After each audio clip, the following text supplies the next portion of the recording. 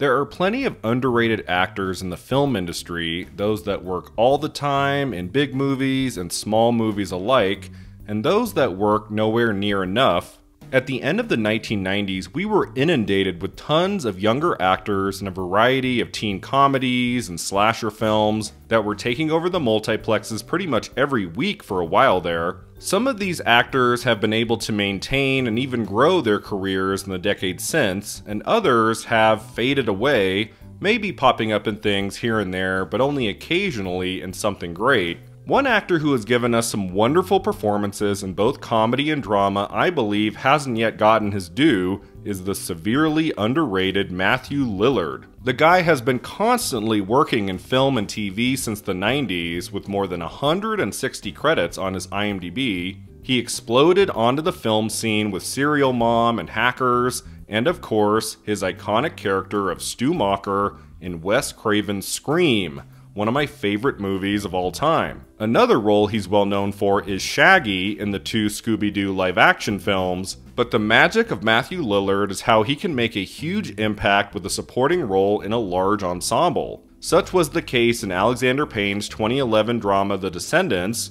Such was also the case in David Lynch's 18-episode masterpiece of a series, Twin Peaks: The Return. And such was definitely the case with his role of Brock Hudson in the very entertaining 1999 teen romantic comedy She's All That, which, you ready to feel really old, is celebrating its 25th anniversary. Yep, She's All That is turning 25, so let's dig into its production, its legacy, the awards it won, and why I believe Matthew Lillard is the MVP in this star-studded cast. My name is Brian ROWE, this is the awards contender, and my friend Andrew Campbell is back with me today to celebrate the one and only She's All That. Let's get started. R. Lee Fleming Jr. is credited as the sole screenwriter of the film, although Oscar nominee M. Night Shyamalan stated in a 2002 interview that he polished the screenplay while he worked on The Sixth Sense. Robert Iscove, who had been known for TV movies up until this point, like 1997's Cinderella, made his theatrical, directorial feature film debut with She's All That, and he was inspired by the movies of John Hughes in his approach. Filming took place between August and September 1998, with the high school scene shot at the same school as my favorite TV series of all time, Buffy the Vampire Slayer. She's All That is a modern adaptation of George Bernard Shaw's play Pygmalion and the 1964 George Cukor film musical, My Fair Lady. Freddie Prinze Jr. plays Zach, the most popular guy on campus, after his girlfriend Taylor breaks up with him to be with reality TV star Brock, played by Matthew Lillard. Zach claims he can replace his girlfriend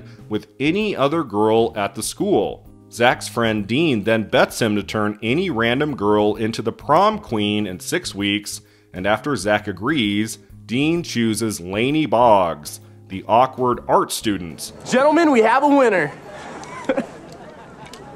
What, Lainey Boggs?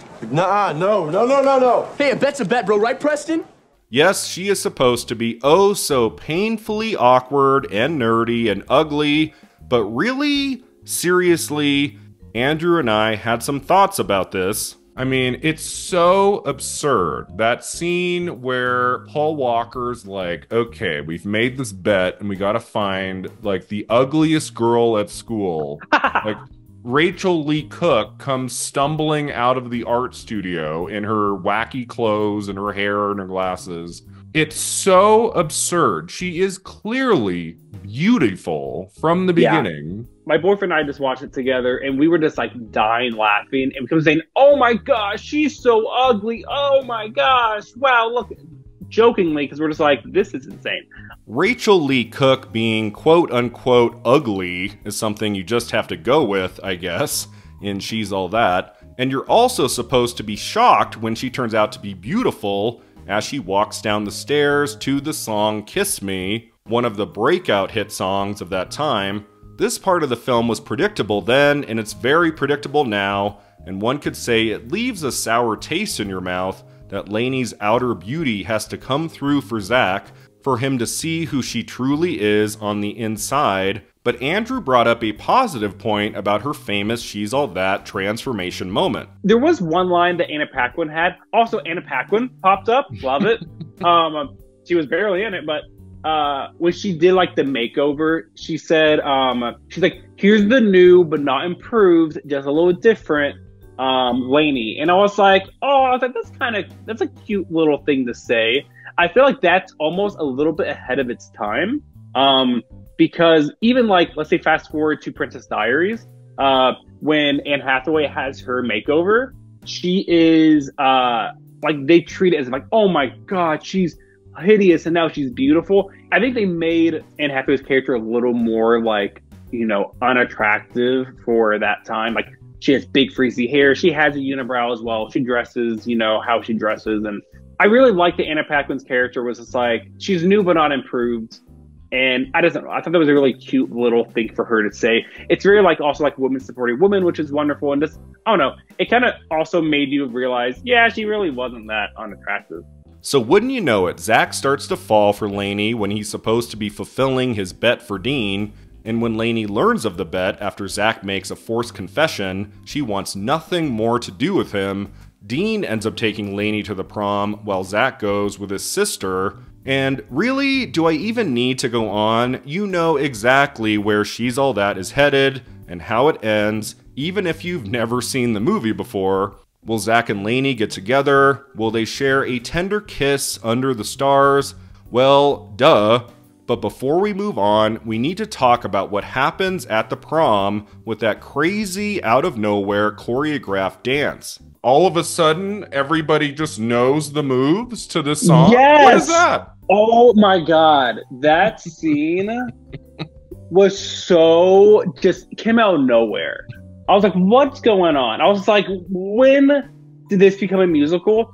And so I always reflect on the movie ECA, which is one of my favorite movies of all time. But also I think it's like one of the last good like teen rom-coms. Because it's like, it has elements. Like she has a little bit of a makeover. She's like a girl that no one notices, but like everyone, you know, even though she is like a very pretty girl. And there's a romance with the guy. And then she's always says she broke stuff down. She's like, I want a musical number. Like, it's not necessary, but I want it. And I just always think of her saying that when I saw that scene. I was just like, damn, Emma Stone, Olive Pendergast was right. There's just always a random musical number, which is what this was. Were we supposed to like remember dances like this for our prom? Like, I didn't do that at all. That was bizarre and made zero sense. Despite She's All That being predictable, making some missteps along the way, and featuring a choreographed dance number that goes on and on for no frickin' reason, there is a lot to enjoy about She's All That, which remains loads of fun all these years later. Critics and audiences were pretty kind to it back in January 1999, She's All That being the final movie reviewed by Gene Siskel, if you can believe it. Before his death that February, he gave it a positive review, saying, Rachel Lee Cook is forced to demonstrate the biggest emotional range as a character, and she is equal to the assignment. In his more mixed review, Roger Ebert said the film explores differences in class and style, and peppers its screenplay with very funny little moments. At the end of January, She's All That reached #1 at the box office, grossing $16 million over Super Bowl weekend. It went on to earn $63 million in the United States and $100 million worldwide, against a budget of only $10 million. So what still works about She's All That? Why return to it after 25 years? Here's what Andrew and I talked about. So I think what like really stands out for me for this movie is probably just overall the cast. Freddie Prinze Jr., Matthew Lillard, Paul Walker, Gabrielle Union, Usher comes in. Like, we got one of the Culkin brothers. Sarah Michelle Gellar pops in for 2 seconds. And it's just like, yeah, it's nice to watch, and you know, it takes you back to that time of when, you know, however old you are. And yeah, I think that's really what it is this amazing cast that they had. Watching this again, I mean, in terms of like the dramatic heft of the movie, I do think the Rachel Lee Cook performance is what makes the movie as strong as it is, like as lasting of a kind of, you know, corny romantic teen comedy. Like, she's very good in this movie, and she makes it in many ways like why people still look at it fondly. I think her emotional and physical transformation, like it's it's pretty good. Like it still works all these years later. Yeah.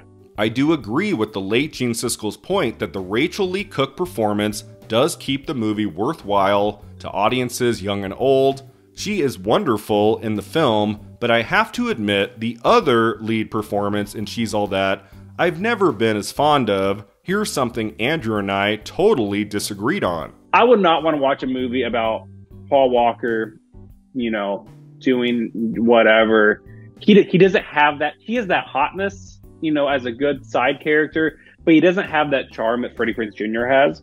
That is just so, like, I don't know, like blushy. I could blush watching him. It's like his smile. Ooh, man, can't do it. Really, I completely disagree on that point. I think Paul Really? Walker. I've always thought Paul Walker had much more charisma and something going for him in the movies than Freddie Prinze Jr., who is extremely attractive in this movie, but he is very bland. I don't think there's much about him in She's All That or in his, you know, other movies at the time that made me think, you know, this guy's going places.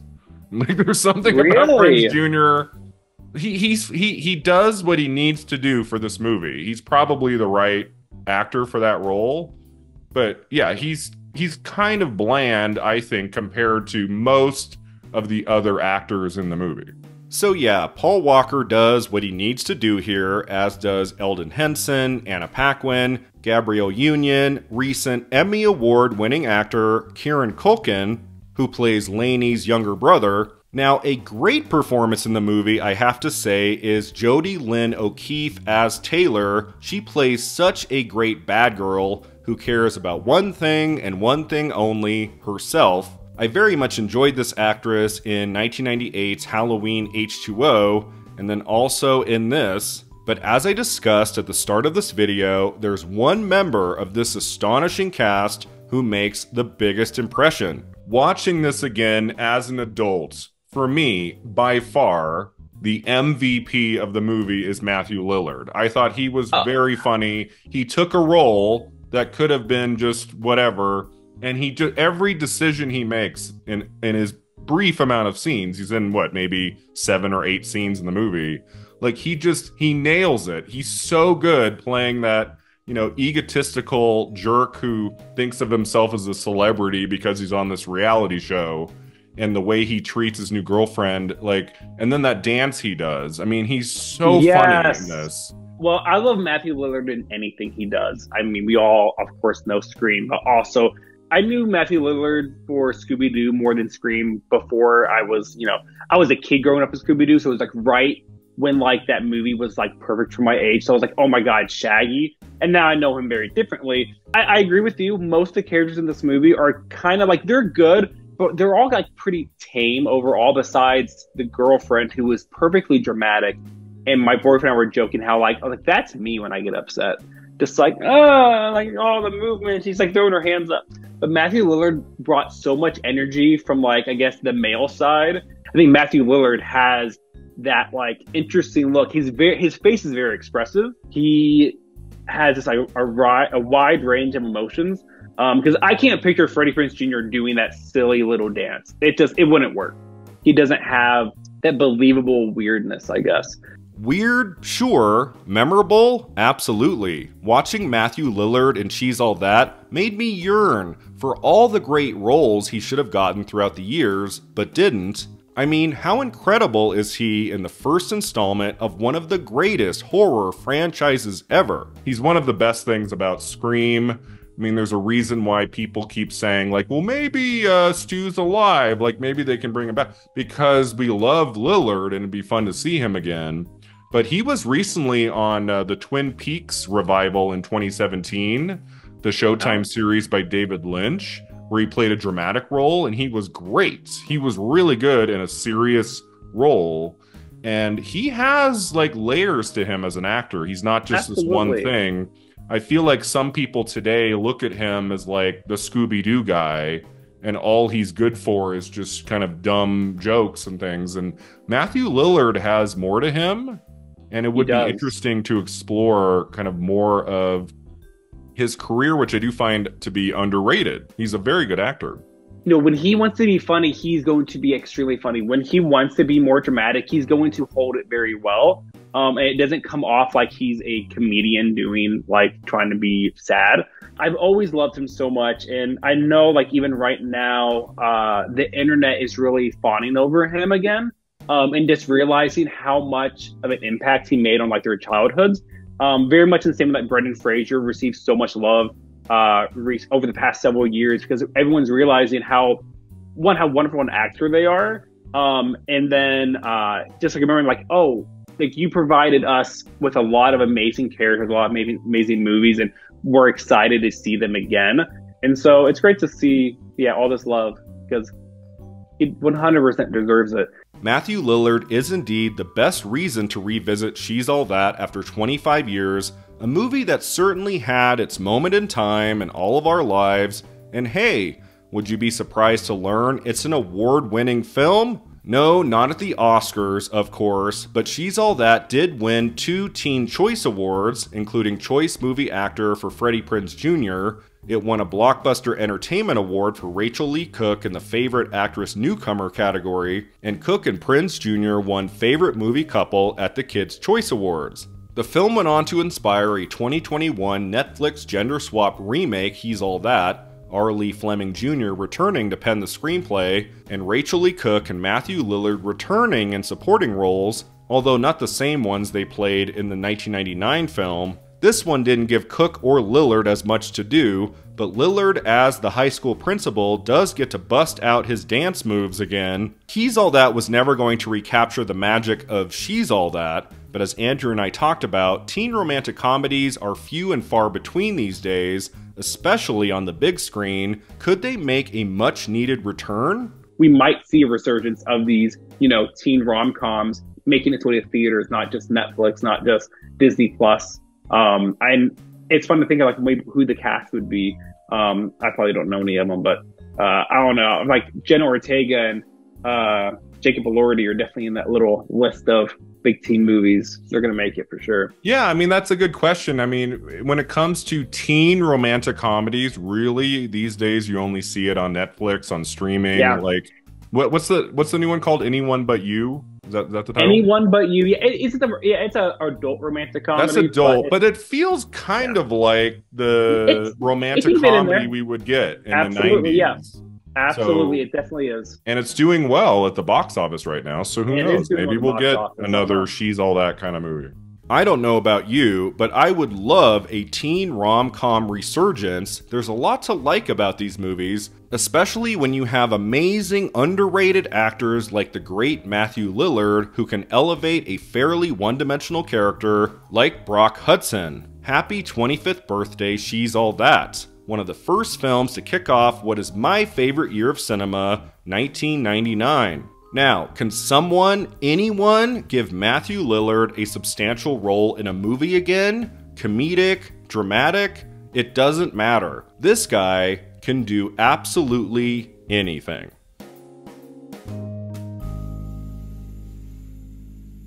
Thanks so much for watching and subscribing, and in the comments below, let me know what you think of She's All That, and especially that Matthew Lillard performance. Can you believe this film is 25 years old? We'll see you next time at the Awards Contender.